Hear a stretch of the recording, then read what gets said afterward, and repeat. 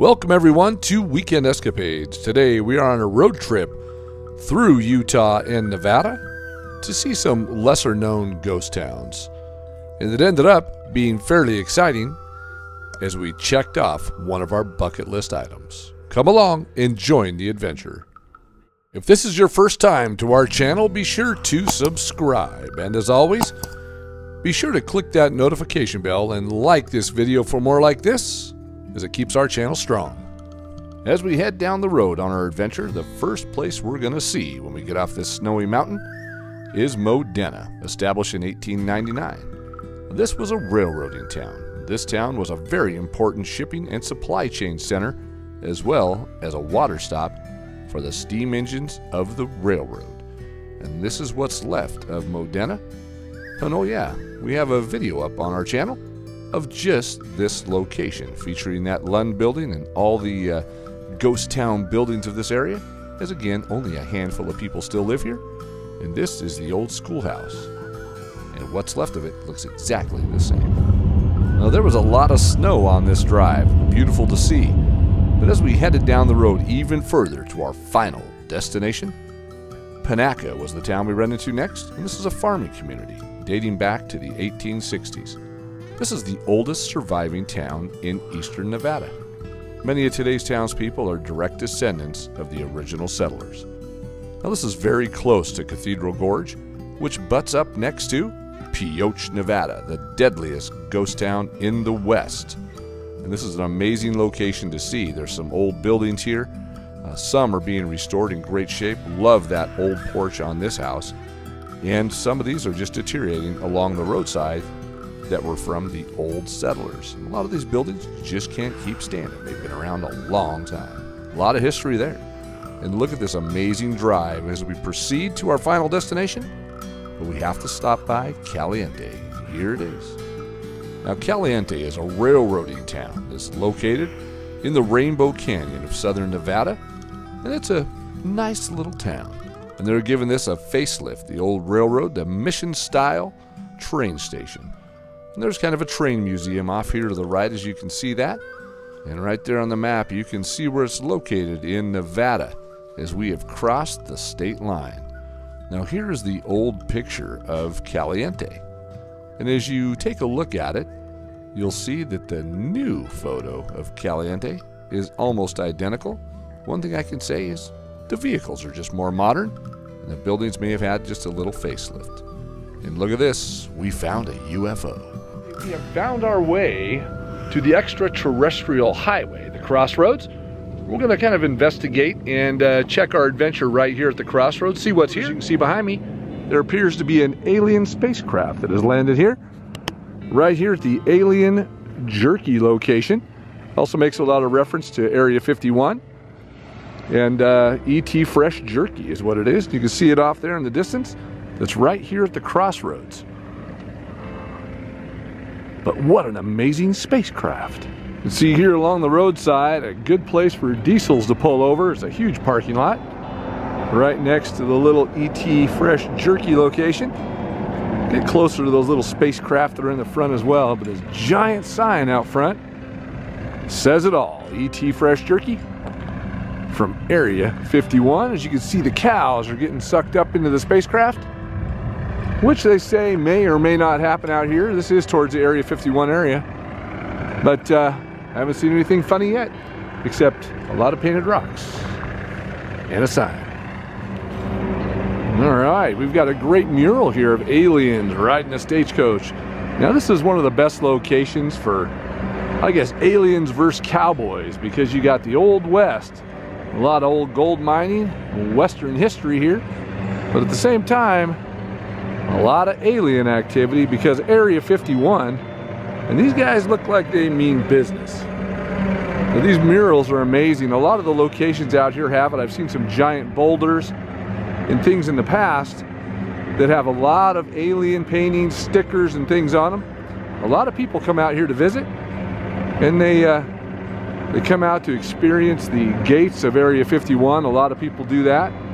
Haven't been there yet, but we're suspiciously close to Rachel, Nevada. And this giant artwork full of aliens. And some more spacecraft right here. Of course, we're not supposed to sit or stand or climb on the UFOs, because I'm sure there's some very delicate items. They've been through space and all. Right here in front of ET Fresh Jerky. So this location is located at the crossroads at Crystal Springs, Nevada. Now, Crystal Springs is the ghost town in Fahrenheit Valley, Lincoln County. Again, it is the junction of State Route 318 and State Route 375, the extraterrestrial highway. This town provided irrigation for multiple nearby ranches and farms, and this town was once designated as the provisional county seat for Lincoln County in 1866. You just had to stop here in Crystal Springs, as there's a lot of areas with snacks and making reference to aliens alongside the highway. But when you leave Crystal Springs heading down the ET highway, you'll find that it is nothing but a vast, open desert, extremely peaceful, with a few signs that say low-flying aircraft, and making reference to this being the extraterrestrial highway. And just take a look, 360 degrees around, nothing but flat desert and foothills.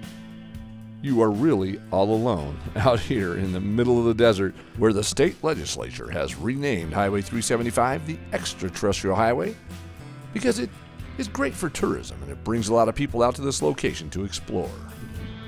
All right, so headed toward Rachel, Nevada on the extraterrestrial highway. You'll come across a few little attractions and things alongside the road that let you know exactly where you are.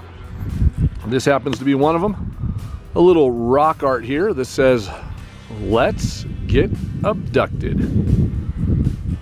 And that's what it is. You gotta love extraterrestrial highway and all of its beauty of its ET graphics along the roadside and all the buildings on the way. We're gonna head up the highway right there, head to Rachel. We're coming in for a landing in Rachel, Nevada, originally called Sandy because of its long, expansive amounts of sand. This town is the youngest town in Nevada, and it is considered the UFO capital of the world. Named after the firstborn baby in the community, Rachel Jones. Okay, so we have made it to Rachel, Nevada, and behind me you'll see one of the most photographed images right there. The old tow truck towing a spacecraft. You see that on a lot of thumbnails, you see that on a lot of videos on YouTube as well. We're adding it here. And you can see the sign there. Restaurant, bar, motel, Earthlings welcome, Little Alien Inn.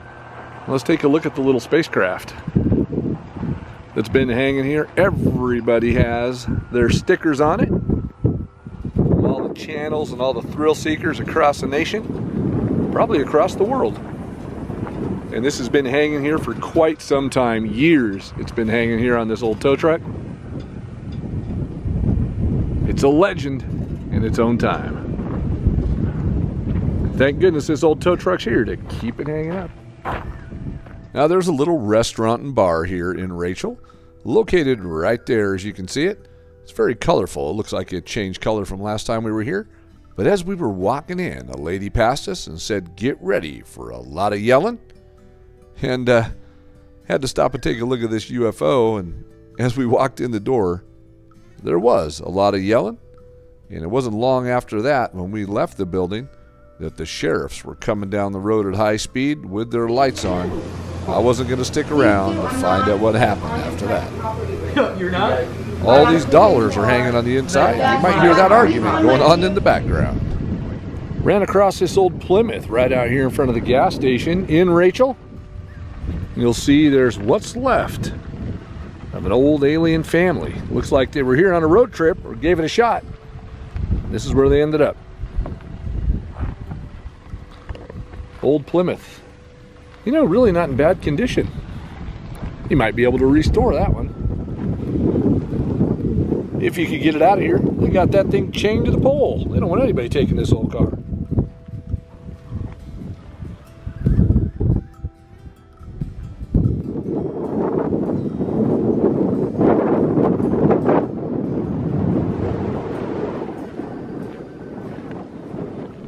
Now we're going to leave Rachel, but it was a mining town whose fortunes have risen and fallen with the Union Tungsten Mine.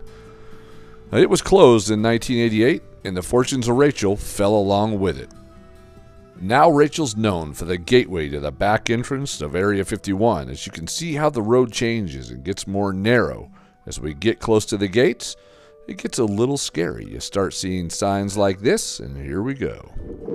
Okay, after a 10-mile drive from Rachel, Nevada, you'll see behind me what is the back entrance to Area 51. We're going to walk right up to it. It says no drones. Don't say anything about no filming, so I'm just going to film and see what happens. But I'm sure there's not going to be a problem. This is the gate, the rear gate to Area 51. And to be honest with you, it makes me feel a little nervous because you know you're being watched. And but I don't see anything here. A lot of warning, a lot of Constantine wire, as you can see there. And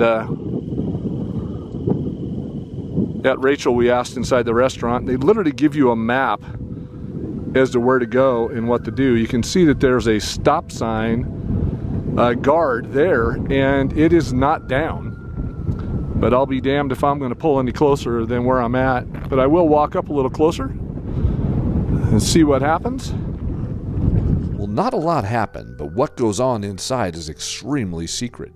Members of the public are kept away by warning signs, electronic surveillance, and armed guards, and you can see those cameras following you around, and you know they can hear every word you're saying. It is also illegal to fly over Area 51. Although the site is now visible on satellite, the base has a runway up to 12,000 feet long, and people believe that there's extraterrestrial activity that happens here, and a lot say that they're keeping aliens underground, and that spaceships are being observed, and that we're building spaceships and things that people shouldn't know about, top secret, and therefore you're not allowed to get any closer than this.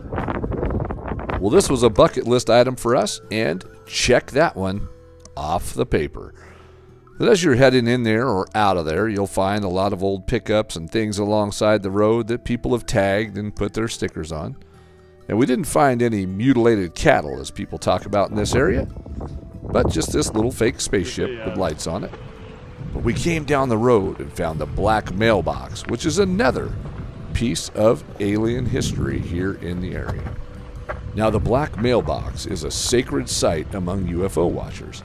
It was the mailbox of a local rancher. And ever since, former Area 51 employee Bob Lazar told imaginative tales of secret government initiatives involving life from other planets, visitors and locals alike have traveled to this remote stretch to see this mailbox and look for extraterrestrials and flying crafts in the air. The owner really did have to move his mailbox to a different location as people were stealing his mailbox and stealing his mail. But now, the Black Mailbox is known as an alien destination. We hope you enjoyed this adventure to Rachel, Nevada, down the old extraterrestrial highway. And until our next adventure, goodbye from Weekend Escapades.